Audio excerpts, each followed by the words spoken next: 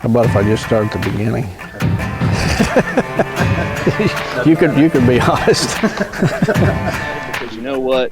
They have the sweat equity that went into that memory that they're making with their friends and family. And that's what's important with us. And that's what the I Am Real world's about. Well, that's a great question. One of the best things about a spring food plot is you get a second chance if it fails. Chasing Giants with Don Higgins, brought to you by buyafarm.com, your source for farm, recreational properties, rural homes, and more. By tapping into Don's years of experience, dedication, and commitment, Chasing Giants focuses on the techniques, strategies, and dedication needed to harvest one of God's most amazing creations, world-class whitetails.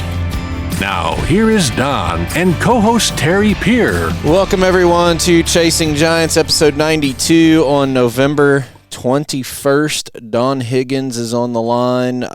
We're still kind of scratching our head a little bit about this November hunting situation, aren't we? Yeah, I went to Iowa early in the week, Terry, and then 3 days hunting Iowa, I seen one deer from a tree stand, and that was a doe fawn. And there was one day I did not see a deer, period, from the road, from a tree stand, anywhere.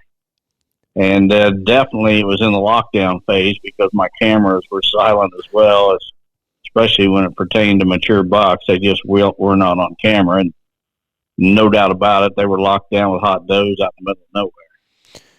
I think that, looking at social media, especially this weekend, there was some really big deer killed.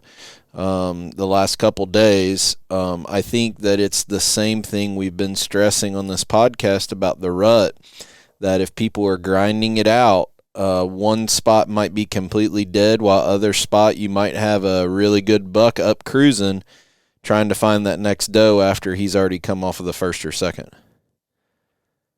Yeah, and the gun season opened in Illinois on Friday, so, there's always some giants that are shot during the firearm season, and especially the 3 days in November. So I'm sure there's some other states that are open as well. I think Indiana firearm season is open right now, and I'm sure there's several others, and that's probably contributing to some of the stuff we're seeing on social media. Yep. So congratulations. I know I hate to even mention one or two, but because I'm going to forget some of our really good friends that have killed great bucks. But James Morgan killed one, I believe, last night. Jeff Gibson killed a monster a couple days ago. So congratulations to a lot of our friends who are putting slammers on the ground. I have this idea, because we consider the Chasing Giants podcast followers, the people that are so loyal to us and encourage us and send all these messages to us. I had this idea that we consider ourselves all being part of a family. So if our listeners are up for it, I have an idea that I would like to do, and it's basically a picture collage that we'll call our 2021 family picture. So if you're a listener of the podcast, you enjoy it, send us an email to, we created a special email address just for this.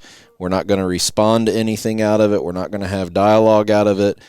But if you send an email of a harvest picture or something that you got from the podcast to chasinggiantspodcast@gmail.com, we'll have a collage made that we'll release here towards the end of the year. I think it would be pretty cool for a couple thousand people to submit a picture of them with their buck or their family and have that in a big collage for us for our 2021 family picture. So if you guys are interested in that, it's a way to kind of bring all of us together a little bit that listen and participate with this thing. Yeah, and that's just going to add to your email account, Terry, and I probably should jump in right here and apologize to people. Up to this point, I've done a pretty fair job, I think, of responding to private messages on social media, text, emails, whatever, but I've fallen behind in a couple or for the past couple of weeks, and I know you sat in a tree stand one day and answered 82 messages sent to me to help me catch up. Folks, I'm just not going to be able to continue. This thing has grown to the point, and my consulting business has grown to the point that if I did nothing all day but answer messages, I still wouldn't be able to keep up. I drove to Iowa on Monday, I believe it was, spent 3.5 hours or so on the road. When I left, I had X number of voicemails, and I had X number of text. And the new Chevy truck I got from Chris Yates allows me to answer those, without picking up my phone, even the text.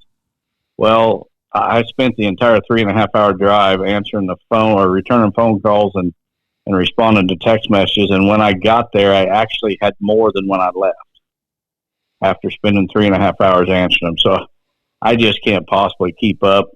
If you've got a question for the podcast or basically a question regarding deer hunting, period, please submit it to the on the form that's on chasinggiants.com. I will not look at aerials and offer you advice on aerials. I cannot age deer from pictures. Just a lot of different things. If you're interested in consulting, please send me an email. I'm booked solid for this year, but I have started a standby list, as well as a lot of these clients are choosing to go with West Delk, save a little bit of money, and they can get in this year. So if you're interested in anything to do with consulting, please email. And I apologize. I've gotten to this point thanks to you folks who have supported me, from everything from reading my articles for the past 25 years to supporting real world wildlife products, to listening to the podcast. And I really hate it that I can't respond to everybody personally, but it's just grown too big. So I want to jump in and just explain something for the listeners a little bit, and it's not to bash anyone. It's just to kind of clarify the reality that Don and I are both living in right now. If somebody sent us a text message or somebody sent us a message on social media and just had a question, it's getting to the point that's not even possible to answer. But the problem is everyone wants to have dialogue back and forth. And, we're running sometimes 50 and 60 conversations at the same time with different people. And it's not fair to any of us for us or you guys to kind of shortchange that. So any question, I forget, somebody had a question about whether they should sit all day in December. Somebody's had a question about what to do on an out-of-state hunt in after Thanksgiving, how to hunt. If you have those type of questions, most likely someone else has that same question. Submit those for the podcast. We'll use them. If you need questions about consulting, Don has done a great job on his website. I promise you that most likely your question is answered on the Higgins Outdoors website. His pricing is there. His availability is there. The contact information for him, Wes, is there. Please just try to save everybody a little bit of effort. But it's just we want to be the people that interact with all the followers, but it's just crazy right now. I mean, like I said, I had a hunt. Well, I guess it was Wednesday morning, wasn't it?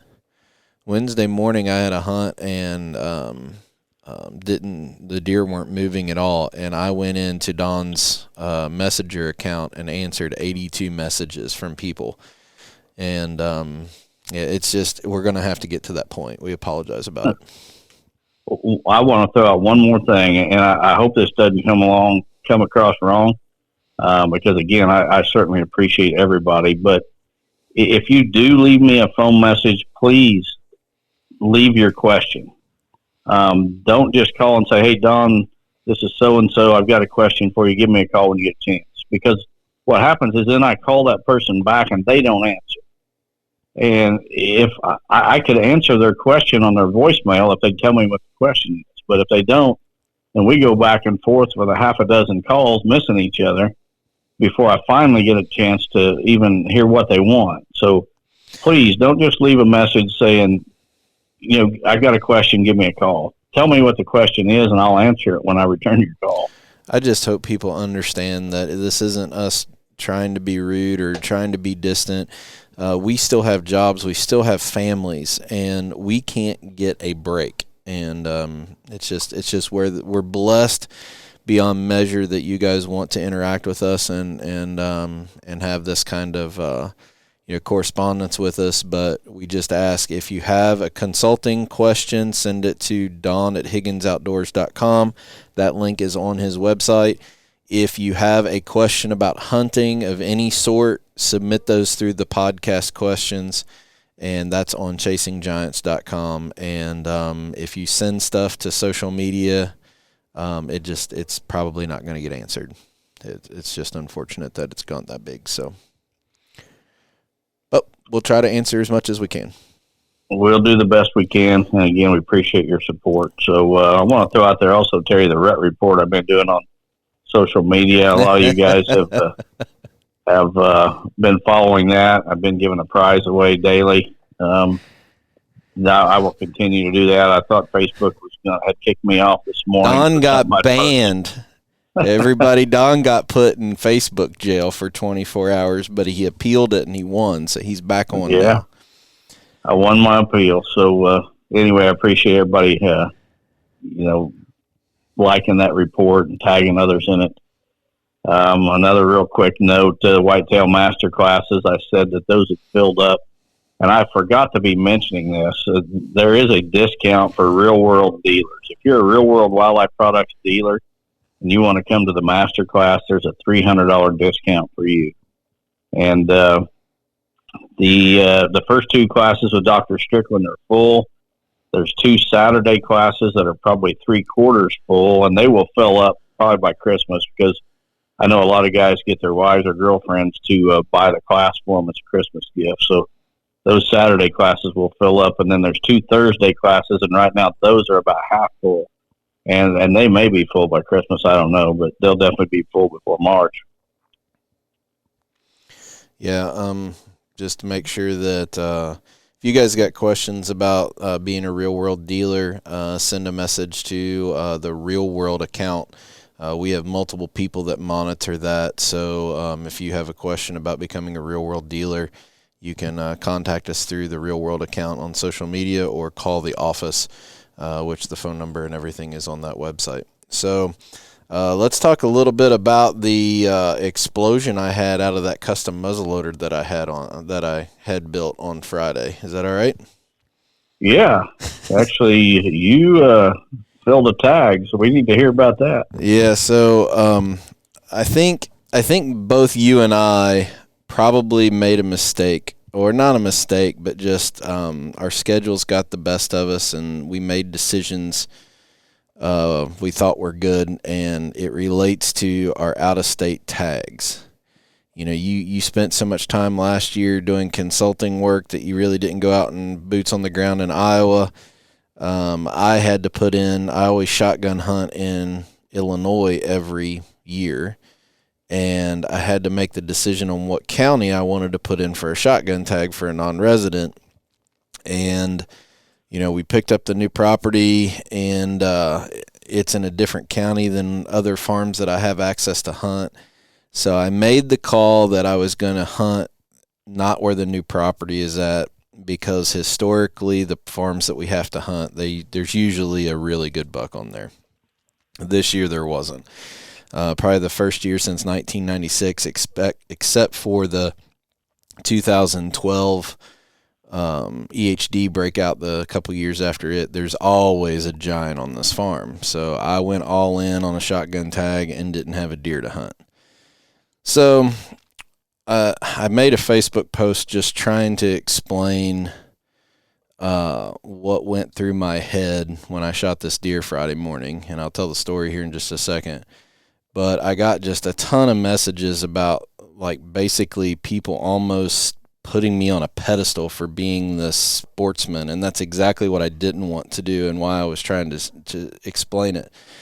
I went through the same kind of emotional side that every hunter out there has, and I wish I was the man to say that if I had a giant on that farm that I still would have made the decision that I did. I honestly don't know. I don't know if I would have done the same thing or not, if I had a target buck or not. But It'd been slow all morning, Friday morning. We were actually getting ready to leave for lunch, and I decided to take the Hankins custom muzzleloader that I had built last year to hunt. The farthest shot I had was maybe 110 yards, but took it out hunting that morning, just thinking, you never know what'll show up. I'd like to shoot a deer with it anyway. Was never expecting to really even see something I wanted to shoot. Sitting on the ground, and we were getting ready to leave for lunch, and a buck came out about 70 yards from me, and put my scope up on it. He did have mass, good body, really blocky, big neck, and just wasn't what I was looking for. So I lifted my head up off the scope and started watching him, and he started walking, and his front right leg, which was the opposite side shoulder of what I was looking at, he couldn't put any weight on it. He was just really, really struggling. And folks, this is a matter of just seconds. When I saw him limping that bad, I put my cheek back down on the gun and shot him. That's all the information I know about the deer. Didn't have a history with him. Didn't know, we hadn't been watching him limp around. This is on the river bottom, so there's just a ton of deer. I made a decision, and as soon as I pulled the trigger, all I did was think, crap, I just wasted my tag on that. And I felt like I was one of those guys that, set a goal and then just cop out, thinking, well, and, I'm just going to shoot something to fill a tag. That wasn't the reason in my heart I pulled the trigger. I saw that deer was really struggling. I mean, he was really struggling walking, and thought, as soon as I pulled the trigger, I thought, oh man, he probably would have lived. Why did I do that? I didn't even walk over to the deer. I just sat there. He was literally about 60 yards away. And just, I don't know. I don't know what the emotions, I tried to explain it, but I can't type what I felt. And but when I did walk over to the deer, I've never seen anything like this. His right side eye was swollen and pussed up. It looked like a half of a tennis ball was in behind his eyelids. He had another mass down on his chin. When I went to clean his face and clean his nostrils to take pictures from him, he actually had pus coming out his nose. So the infection of whatever happened to him was all over his head, and he was in really bad shape. So I do not regret shooting him. It was not what I pay out-of-state tags for and what my goals are. But folks, I'm a normal person just like you all are. I still struggle with sometimes, especially in gun season, when you have to make a decision in literally a second. I'm no different than anybody else with the emotions that go through, should I take him, should I don't, the remorse of when I do, the relief of when I confirmed that he wasn't in good shape. I don't want people to hold me on any pedestal whatsoever. I appreciate the support of everyone, but that's not what that Facebook post was about. It was more just to relate to every other person out there that you have to make a decision sometimes, and they're hard, and sometimes they're not the right decision. But that's where I was coming from. I'm going to get him aged. He's an 8-pointer, small rack. He's only 136-inch buck. I scored him last night, and but he has one base is 6 inches, one base is just under 6 inches. So really heavy mass. We'll see how old he is, just to learn as much as we can about him and go from there. But should know here probably by episode 94 how old he was. Well, you did the right thing, Terry. It's just that you have like you said, a split second to make the decision. And I've been in that situation too, where I've had to burn a tag on a buck that I didn't want to shoot because he was injured. And it happens. It's part of it. But, there's deer hunters and there's deer killers. A deer killer, he doesn't care. He's just out there looking to kill. However he does it doesn't matter, and what he kills doesn't matter. There's deer hunters who are conservationists that, they've got compassion for the resource and the individual animal, not just for the whitetail as a species, But for the individual animal, they don't want to see an animal suffer. Yeah. And I know a lot of people get on me about my position with expandable broadheads. It's not that I think it's my way or the highway. It's that from my experience, and it's really not my personal experience, but from, like Ron Slifer and other folks I've talked to, I just don't see that as a humane method. Now, if you hit them right, yeah, it's going to do a fantastic job killing a deer. But too many of them get hit in the shoulder and they're wounded. And that's my knock, if you will, with expandable broadheads, is that there's just too much chance for injury instead of a humane kill. Yeah. And yeah, I'm not saying I'm right. And, that's I believe I'm right, but I just sat in a blind with a gentleman on my farm recently who was shooting expandables, and I never said a word to him. And I mean, that happened in the last couple of weeks. So right. I respect other people's opinions. I just didn't want me sharing. I almost didn't even share the story of the buck, but I wanted to we're on a podcast. We have a lot of listeners. We have a lot of people that trust our opinion. I was not looking for everybody to say, "Oh, you're such a good outdoorsman," or "You're such an ethical person." That's not what I'm going after. I'm going after guys. Don and I are just like you. We have to make decisions. Sometimes they're tough decisions. I can't honestly tell our viewers that if I had a net booner buck walking around on that property, I would have pulled the trigger on that thing. I would hope I would make the same decision I did, but I'm human. I mean, it's just one of those things. I don't want people to take the story of that buck as anything other than me relating to every single listener that's out there. I think that's what makes this podcast probably more real than what most people in the industry, have as far as their outlet. Is we're just real guys, just like everybody else. We deal with the same struggles.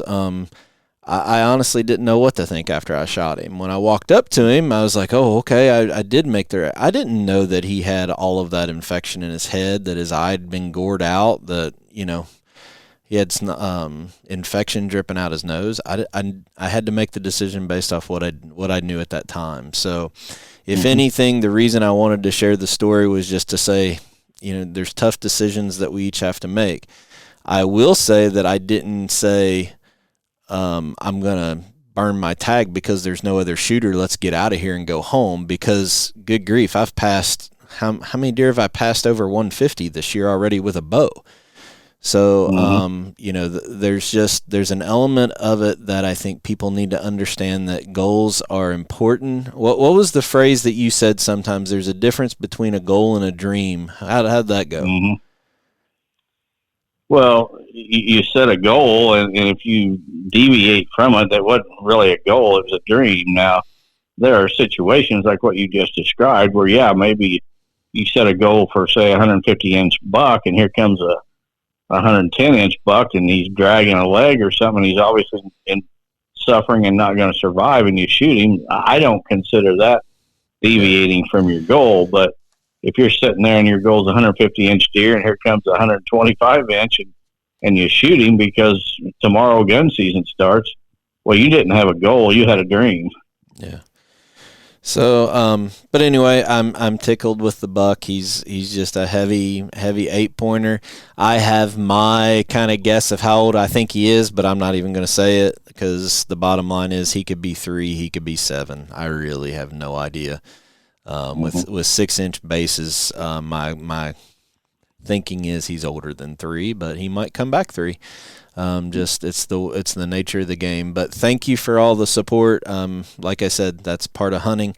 But again, we all have to make those decisions sometimes. Sometimes they're not easy, especially if people knew how much work and money Don and I put into hunting properties, especially out of state, their jaw would probably drop. So, but anyway, I still got a bow tag that I can use, and still have a Kentucky tag. We're still looking for the buck we want for that. So let's talk a little bit before we make a couple more announcements about the week of Thanksgiving. That's what's coming up. And you've said multiple times on not only this podcast, but other podcasts that you get interviewed for, the week of Thanksgiving and Thanksgiving weekend can be a phenomenal time to hunt. Let's walk through that a little bit, maybe give some advice to those people who don't have their tag filled, and maybe give them some encouragement to stay the course a little bit.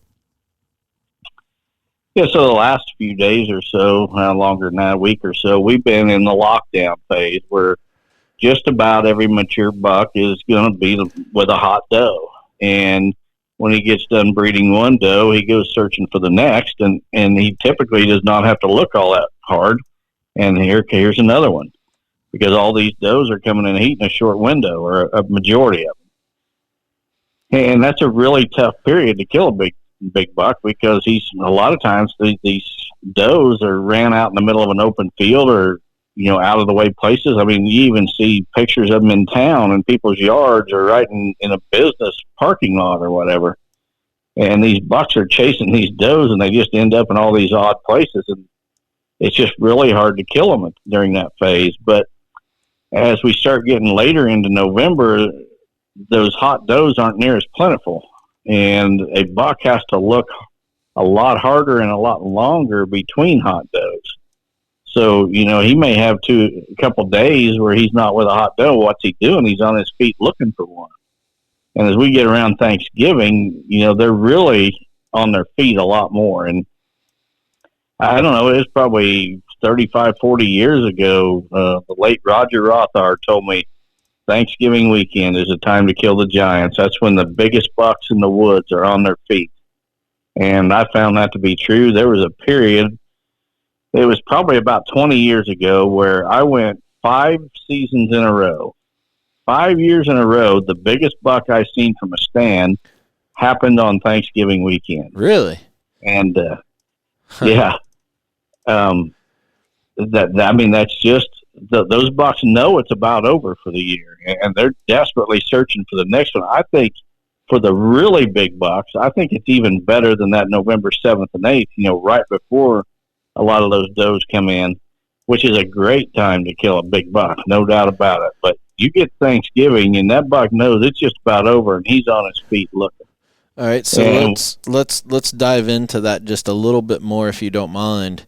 If I still have a tag and I'm wanting to hunt and still continue on, the fatigue is set in, the guys that have hunted really hard, what's my strategy? Am I still hunting the rut type positions, or am I transitioning more to a late season setup? Well, something really interesting that I've noticed, having 13 cell cameras this year, which I've never had before, has really opened my eyes to what's going on immediately. And over the last 2 days, I've noticed that the morning activity is not near what it had been.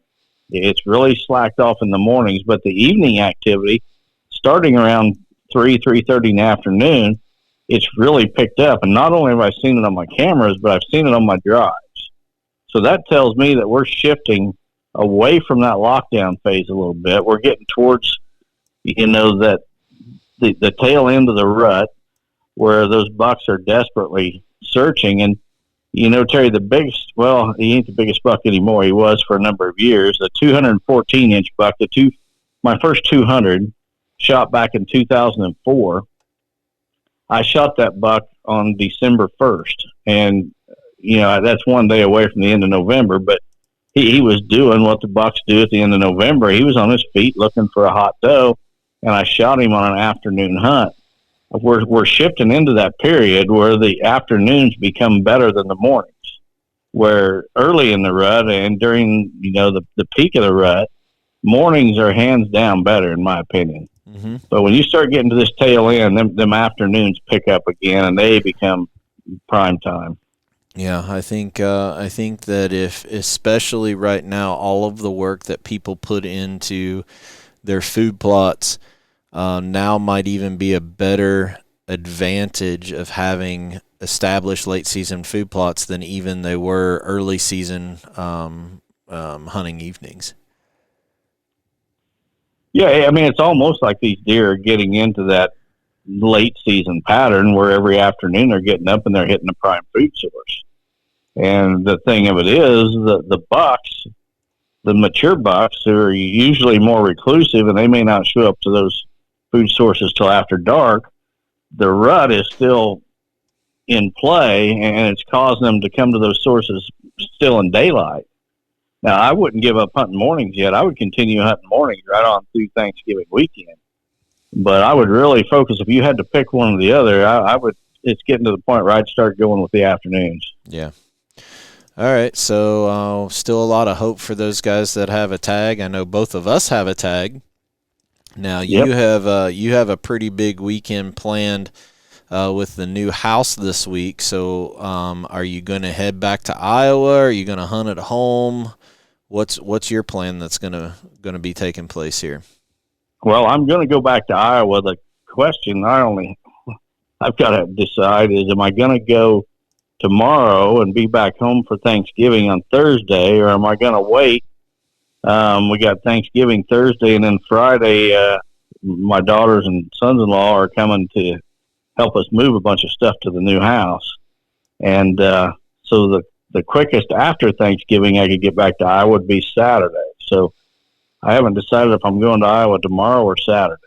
And I'll be watching the weather, take a look at the weather later tonight and make that decision. But I am going to be back to Iowa before November rolls out. Gotcha.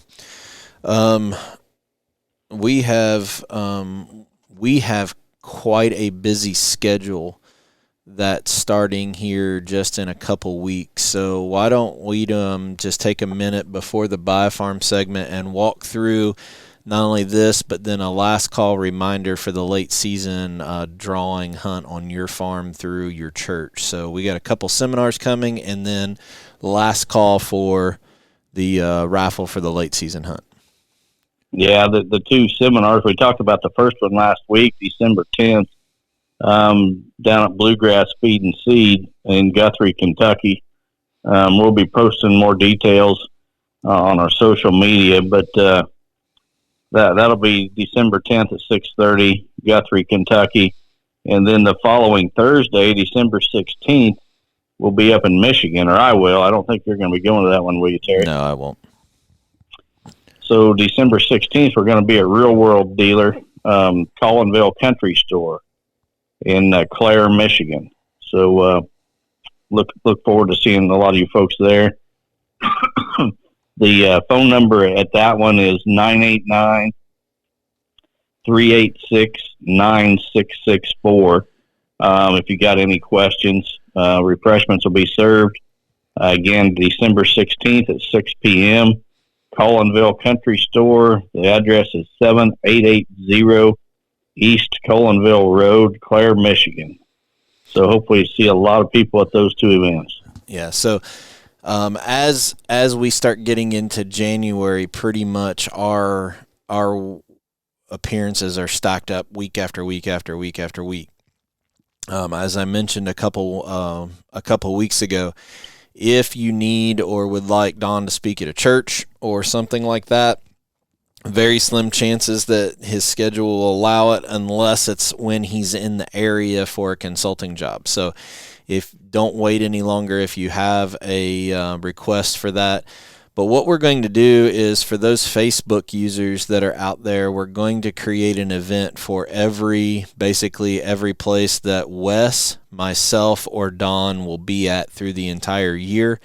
There will also be a tab on the Real World site that will have a schedule of this. So it's going to get to the point we're not going to be able to make an announcement of every single one of the places that we're going to be at, just kind of the big ones.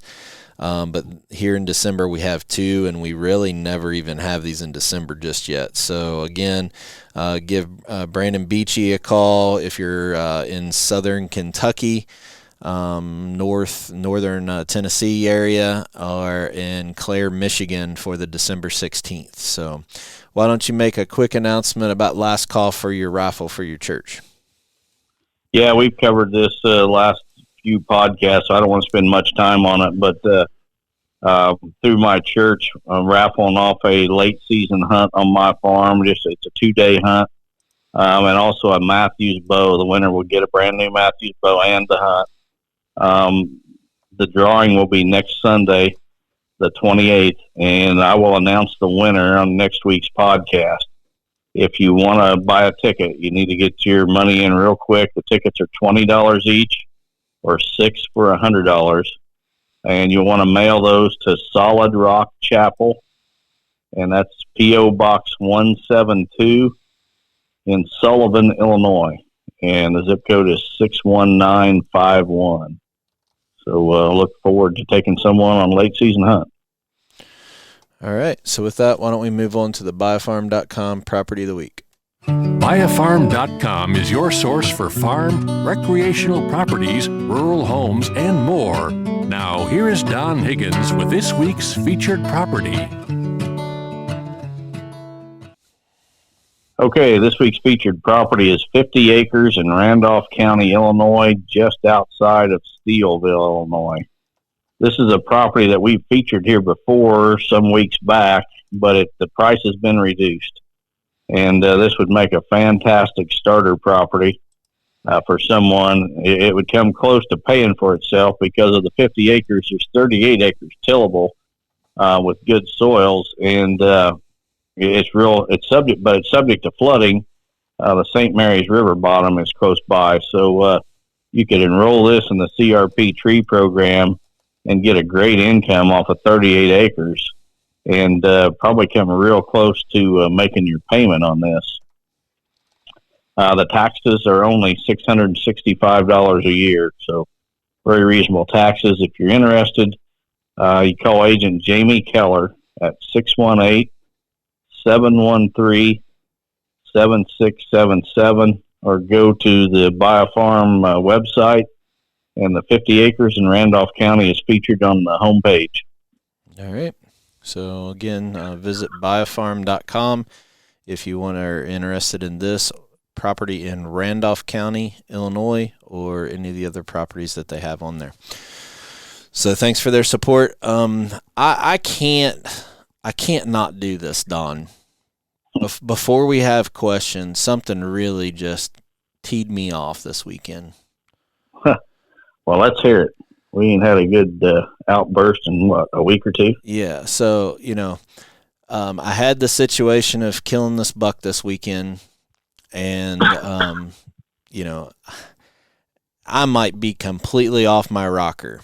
And people say that, when there's an infection in a deer, just cut the infection out.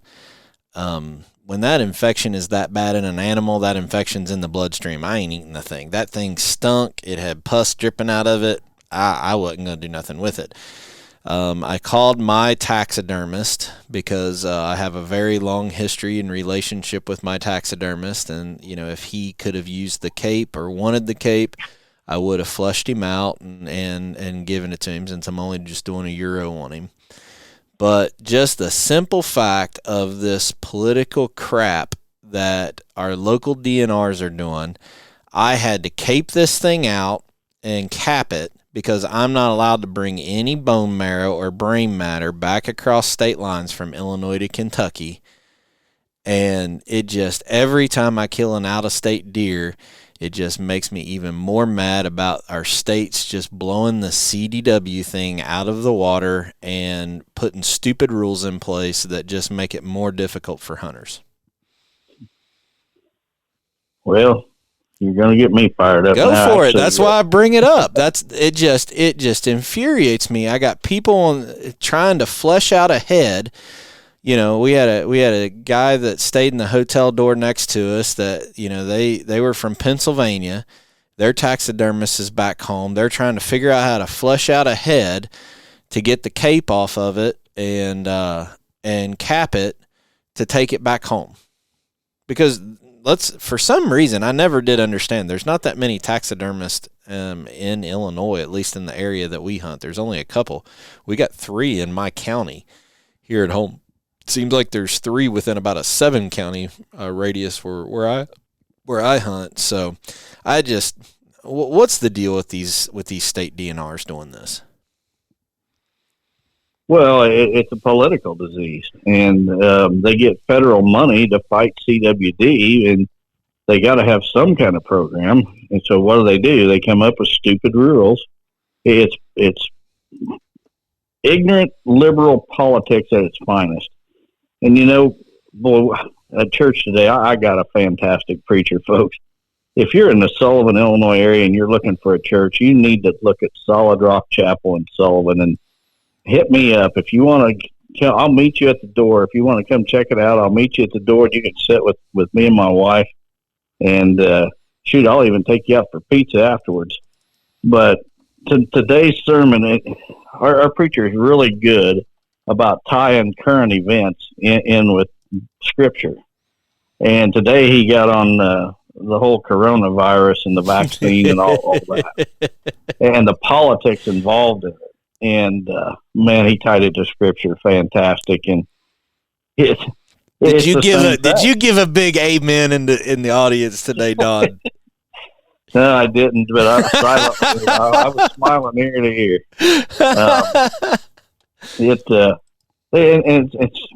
It's what happens when politics gets into things that it's got no business being. And it's like our governor in Illinois. He had to put out a whatever you call it, not press release or a statement. He had to make an official statement on the Kyle Rittenhouse verdict. Now, why in the heck? It's not even in our state, for one thing. And this ridiculous liberal puke of a governor that we got has to throw his 2 cents in. And I mean, anybody with the first inkling of a brain cell that listened to any of that trial, there should have never even been a trial.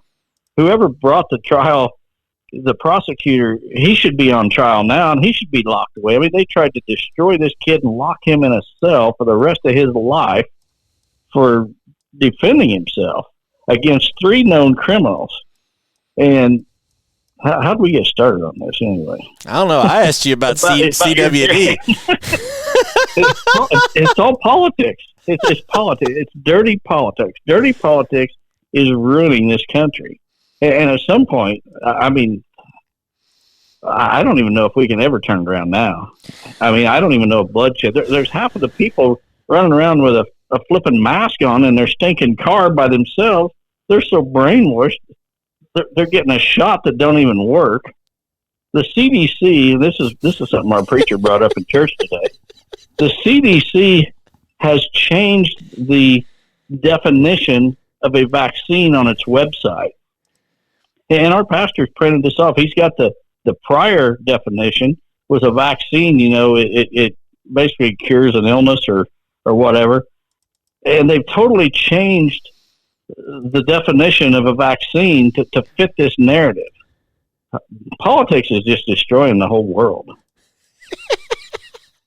I won't lie. I knew that would get you going. So, well, and CWD, it's real.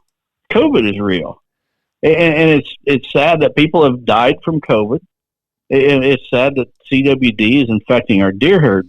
But let's face both of these issues with some common sense.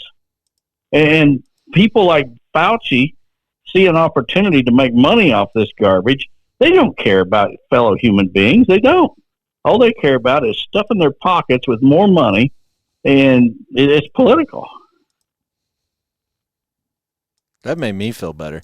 One of the things that I was most disappointed about with this firearm season is one of my friends named Rod Stafford was staying with us down in the area where we hunt. He hunts a county neighboring to us, but the hotel's kind of central. I was looking forward to having dinner with you and Rod on Saturday night, but Patrick and I ended up tagging out and coming home early, and you didn't get a chance to come down because Rod pretty much almost makes you look like a liberal. There's one guy right there that I'm telling you, when it hits the fan, I want to be standing right side by side with Rod Stafford. I know him. I've done work on his farm in Indiana, planted trees there years ago. Oh, fantastic guy. But I'm telling you what, if we had 100,000 Rod Staffords and Don Higgins in this country, just 100,000, I'm telling you what, it'd be a different place. All right. Well, I had to get you fired up at least one time. Why don't we move on to the listener submitted questions? I will admit, I've been to Don's church. They have a fantastic preacher and a great church. So if you are in the area, all kidding aside, a great place to visit and worship with them. So commend your church family. They're very nice people. And I was serious. If you want to come visit, I will meet you at the door and walk you right in, and you can sit with me. So hit me up if you're interested. We better move on to the questions, Terry. I'm going to get fired up again. I'm going to start by saying T-shirts are back in stock. Anybody that T-shirts are going out tomorrow morning. If we answered your question in a past episode, you did not yet get a T-shirt, they're coming. We already got them packaged, waiting for Steven the mailman is going to pick them. I haven't even told Steven what his new nickname is yet. You think he'll know what Carl means? If I call him Carl, he is now officially named Carl. Your mailman's name is Carl from now on. We'll basketball fans from the 1990s will remember Carl Malone, the mailman. Well, Carl is my mailman, and he's going to be delivering T-shirts. He bought my supper on Monday nights, and now I owe him a supper sometime when I'm up there.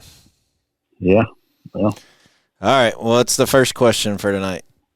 First question comes from Tanner Coleman from Findlay, Illinois, not far from me. Maybe Tanner wants to go to Solid Rock Chapel next week. Tanner says, Don and Terry, my favorite part of the podcast is the tactic discussions. Early and late seasons between food and bedding has been proven to be the best spots, no doubt. During the peak rut, do you think a mature buck still desires the same things for a bedding area like cover and vantage points, or does he bed more according to does? That being said, what are some good tactics for hunting during the lockdown phase of the rut? Thanks for the great content every week. Well, I think a mature buck always desires security. It's just that during the breeding season, he's willing to compromise and does on a pretty almost daily basis.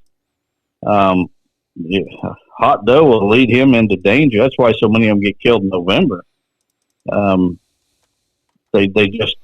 They're not thinking right, and like a lot of males, so it gets them in trouble.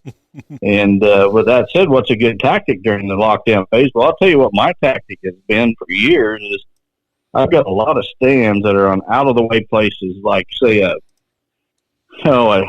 fence row or a tree line out in the middle of a wide open ag field, or a drainage ditch. Maybe got just a tree here and there along that drainage ditch, or someplace, the type of places where these bucks like to run those does. And I'm going to tell you, you're going to sit there and you're not going to see squat today or tomorrow or the next day. But if you keep plugging away, sooner or later, you're going to, the buck you see is probably going to be an absolute giant.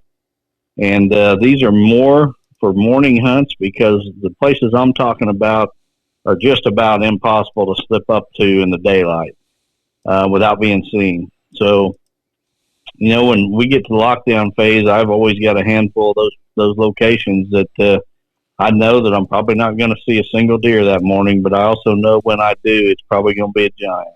Yep. So the deer are going to be in out of the way places, and you need to be there too. All right.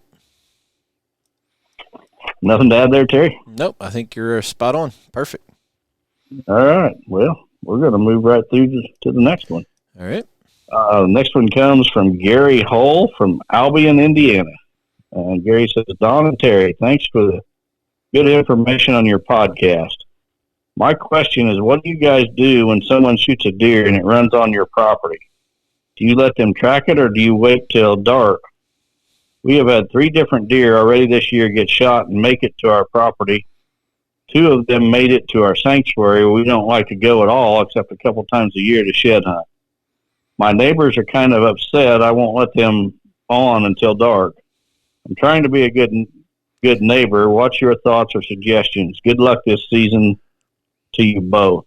Well, that's a great question, Terry, and it's one that I've been on both sides of. Mm-hmm. And I'll tell you that I try to treat others the way I want to be treated. Now, with that said, if some guy sits right on my fence and shoots a deer and runs in there, I'm going to have a whole different response to that guy than somebody that's sitting 100 yards away and shoots one that runs on me. And situation a few years ago, I had a young man shoot a deer, and he was not right on the line, but he was really close. And he was only hunting on 5 acres, and that 5 acres included the house and a yard. And I had no idea. I thought I had exclusive permission on that property until this young man calls me and tells me he shot a deer that ran in there. Well, I absolutely was not going to keep him from getting his deer. I even helped him look for it, and we didn't find it. We stomped all over my place for an entire day looking for it, and basically ruined my hunt for that day and probably several days afterwards. But it was the right thing to do. I think you just got to look at it situation by situation, and you always got to treat people the way you want to be treated, and whether we're dealing with deer hunting or whatever. I would let those neighbors know. I don't know where they're sitting, and maybe they're using a rage and they're hitting them in the shoulder, and that's what's going on. But a little bit of education or help on your part might be the answer too. But back to my situation, I told this young man, I said, you're sitting on 5 acres, and that deer runs. My cover is the only cover touching that 5 acres. Every deer you shoot is going to run back on me. Every deer you shoot is coming off of me before you shoot it, then you're shooting it's running back. So that's not going to continue. I'm going to give you a fair warning that you're not going to be coming on to me tracking every deer you shoot. And that kind of resolved that situation. But you just got to treat people the way you want to be treated and look at the situation, individually, and not have any hard and fast rules or here's how it's going to be, because you might be the one that needs to track a deer onto someone else in the future. I've been in the situation where I've shot a deer during gun season in Illinois and wasn't able to track it. The guy didn't let us on there. So, and it happened, I was on the other side of it this year. We talked about it, I think, a couple weeks ago. I got a call and somebody, so the first thing is the fact that they called, that helps me a little bit be more kind to them. If I would have gotten a picture of them on a cell camera in there tracking a deer, I probably would have called the law and then hashed the rest out later. The fact that they called, and let's face it, in all honesty, we're all a little secretive when it comes to telling the neighbors the whole truth, nothing but the truth, when it comes to what we're getting on cameras and stuff. But I think the more transparent that the neighbor can be with where he shot it, what happened, what deer it was, and help you put a plan together on it, that should be, kind of a must. And then from there, you make the best decision. Sometimes it's going to be, let's go and look at it. Sometimes it's going to be wait till dark. Sometimes it's going to be wait till the next morning. Sometimes it might be get a dog. I'm a believer that sometimes it might be better to get a dog in there than it would be grid search a property. At least you're not going in there covering every square inch of it. So, I don't have a problem with doing the right thing and helping somebody get their deer if they're respectful, they're transparent, and you're going to be on the other end of that at some point. Well, I want to throw out while we're on this topic that, I have never, ever denied anyone the opportunity to track a deer on a property I own or lease. In fact, I've helped people get deer off. So, just treat people the way you want to be treated. Agreed. Okay, next question comes from Eric Wolfram from Cincinnati, Ohio. I know Eric. That's close to me. Yep, I was on his property. I don't remember. I don't think it was last winter. Maybe it was the winter before. But anyway, he says, Don and Terry, thank you for all the good information. My question relates to fetal programming. We know from research that Mississippi State University has done that you have to get a mother that has lived in better habitat in order for the buck, her buck fawn, to benefit greatly from the better habitat. In short, it's a second generation after habitat improvements are made that show the maximum benefits. With this fact, should I try to remove all the older does as soon as possible? My thoughts are this would ensure that bucks being born have the full benefit of a mother with better nutrition. God bless. The reason I picked this question, Eric, I think you misunderstood Dr. Strickland's research a little bit. So what he discovered was they had live trapped some pregnant does from a region of Mississippi with that typically had very poor antlers. They brought those pregnant does into their research facility, allowed them to have the fawns, and then studied those buck fawns. They expected those buck fawns to have antlers that were just as good as buck fawns that were born from does from the best region in the state. But they did not. And they correlated that with fetal programming, because that doe did not have good nutrition when she was bred. That fetus carried for life, inferior antlers. However, what they discovered, the real eye-opening piece to this whole research, was that those does that were from that poor region were now in captivity, were now receiving good nutrition. So the second set of buck fawns that those same does had, all of a sudden, their antlers were just as good as the buck fawns that came from the better region of the state. It wasn't the second generation of deer that was the issue. The issue was that those first set of fawns, when they were conceived, did not have the same nutrition. And once that doe started receiving better nutrition, her fawns started reflecting that in their antler growth. And what's that mean to the land manager? Well, what it means is that you start providing the best nutrition possible to your does, and you do it ahead of breeding season. And the subsequent buck fawns born to those does are going to reflect that. And they're going to, better be able to produce antlers to their maximum genetic potential than if they were nutrition deprived, if you will. I hope that clears it up, and that's exactly the reason I picked your question, Eric, is I wanted to, just by reading it, I got the idea you misunderstood that whole research, and I wanted to try to explain it a little better. I hope I did. Yeah, I think it's a fascinating topic. The old theory of I'm gonna get two buck fawn twins, I'm gonna put them in a different pen and feed them differently. How big are their racks going to be different? The research from the Deer Lab Mississippi State squashes that and saying once that fawn is born, his genetic ceiling is basically locked. It might change a little bit because of nutrition, but the ceiling of both bucks are not going to change after birth. Yeah, and Dr. Strickland, I think he even described it as a genetic switchboard where, switches are turned off and on based on the environmental conditions, including nutrition available to that doe. And if I understood it right, once conception happens, it's pretty much too late. That's when it happens. At conception is when those switches are turned off and on, and you can't catch up later. Yep. Great question. For sure. All right. Got time for one more? Yes, sir.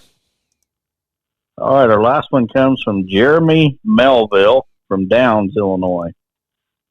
Jeremy says, Don, when working on deer management on your property, you tend to aim for the 5-year-old and older class whitetails.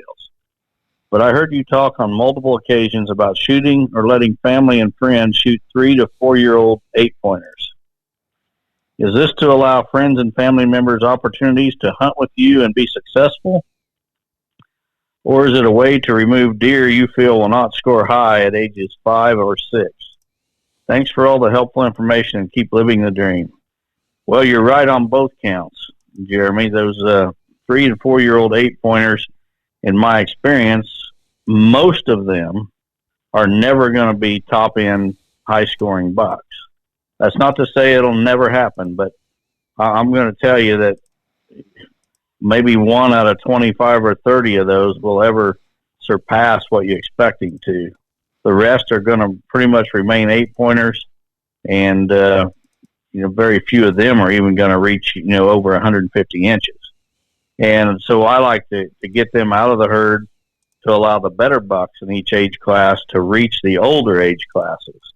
And instead of shooting them myself, I'm limited to 2 buck tags in my home state of Illinois. But there's a lot of people that really appreciate those kind of bucks. They've maybe not killed that many deer. Maybe some of them haven't killed any deer. And for them to shoot a buck like that is a lot bigger thrill for them than it is me. So it's an opportunity to share my blessing of owning a hunting property, allowing them, the excitement and the thrill of shooting a buck. And it helps my management all at the same time. So there's multiple reasons for it. Yep. So there's usually quite a few people that hunt your property every year, but it's either going to be me or you pretty much taking them. You don't just turn them loose on your property either. Right. So. And, so far this year, we've shot 3 bucks here. All, I think every one of them's an 8-pointer. Yep. Well, the one that Wes shot was all busted up. We don't know how many he had. But I would like to shoot at least 2 more before season goes out. And we're not going to shoot a single, what I would call, target buck. Right. Yeah. We're going to allow there's some nice young bucks that we're allowing to grow older, and we're getting these bucks out of the way to cut down on that social pressure so that they are more likely to stay around. Right. So, you're gonna have the late season hunt, and then depending on if we have a buck that we can get on that we want to shoot that's a target buck, you and I might be filling our tags on just more management bucks on your place by the end of the year. We don't know. So right, may very well end up being that way, but we got some guests that we want to get on there and hopefully get a crack at something. Yep, for sure. Right. Great questions. All right. Thanksgiving's coming up, Terry. You got big plans for Thanksgiving? We're going to spend some time with both of our families, my family and my wife's family. And then I need to get back in the wood shop. I got a couple projects that are behind. I do want to say, if you ordered a SD card holder back when we were making a run of all of those and didn't get it, I know our friend Rich Hickson bought a custom one, and I did it and mailed it, but he just told me a couple weeks ago he didn't ever receive it. So if you're in that situation, please let me know. According to my records, I'm caught up with everything. But I got a couple projects I want to get done and get back in the wood shop, since I work till 5 usually, and it gets dark around 5:30. I'll start spending a little bit more time in there, and then be hunting on the weekends as every chance I get. I doubt I'll take any more vacation time to hunt. Well, you're always welcome up here. I'm looking forward to getting back to Iowa before I hit the road consulting. So I don't have much more free time before I'm going to be really, really busy. So hopefully I can shoot a buck in Iowa. I haven't given up yet.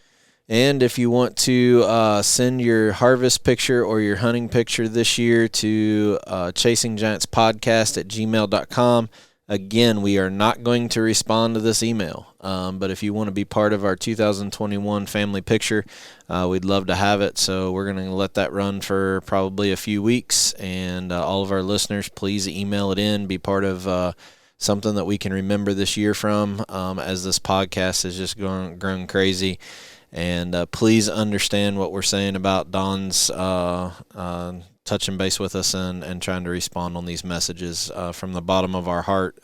We can't do it we have obligations we have to keep with our families too. So I hope you guys understand. Yeah, for sure. We do appreciate each and every one of you. Saying that, don't get kicked and put in Facebook jail this week. Of all the things that I would have ever thought that you would have gotten put in Facebook jail, it wouldn't have been that picture that you shared.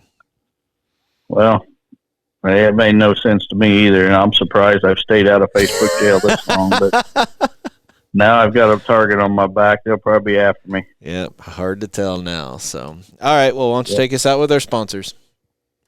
All right, we want to thank BuyAFarm.com, Victory Chevrolet, 360 Hunting Blinds, Real World Wildlife Products, Matthews Archery, Lone Wolf Tree Stands, WildlifeFarming.com, Quiet Cat, and Vortex Optics. Let's go, Brandon!